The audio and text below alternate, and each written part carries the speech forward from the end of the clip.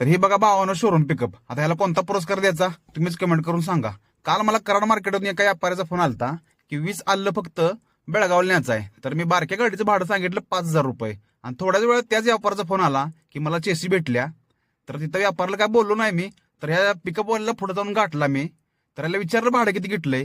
तर या भिकार चोटानं फक्त 1,000 रुपये भाडं घेतलंय. एक तर पावसा पाण्याचं लोकांना धंदा नाही आणि ही मादरचोत माणसं अशी धंदा करायला लागली अहो. त्या गाडीवाल्याला कुठला हप्ता भरायचं, विकत गाड्या घेऊन येणे हप्ता भरायचं. हे फुकट गाड्यामध्ये बघा 1,000-1,500 रुपये मध्ये माल नेते ती. हे बघा आलं भरलं यानं.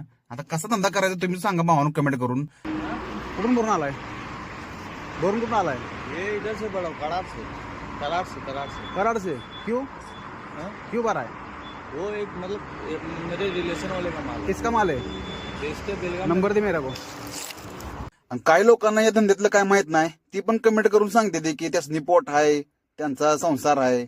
अहो विकत गाड्या घ्या आणि तिकडे काय करा ती करा की हो. इथं फुकट गाड्यामध्ये आमच्या पोटावर पाय कशाला आणताय? 10-12 लाख रुपये देऊन आपण गाड्या विकत घ्यायच्या आणि कंपनी असल्या वापरलेल्या गाड्या आपल्याला देत्या. आता व्हिडिओ टाकून टाकून मला तर कंटाळा आलाय. आता ह्याच्या पुढे असली गाडी कुठे दिसली ना सरळ ठोकून टाकणार आहे. जाऊ दे बोसड्यात, काय माझं बी नुकसान होईल तुझं बी नुकसान होईल. आता व्हिडिओ टाकून टाकून मला तर आलाय कंटाळ. कंपनी काय ऐकून झाली आता.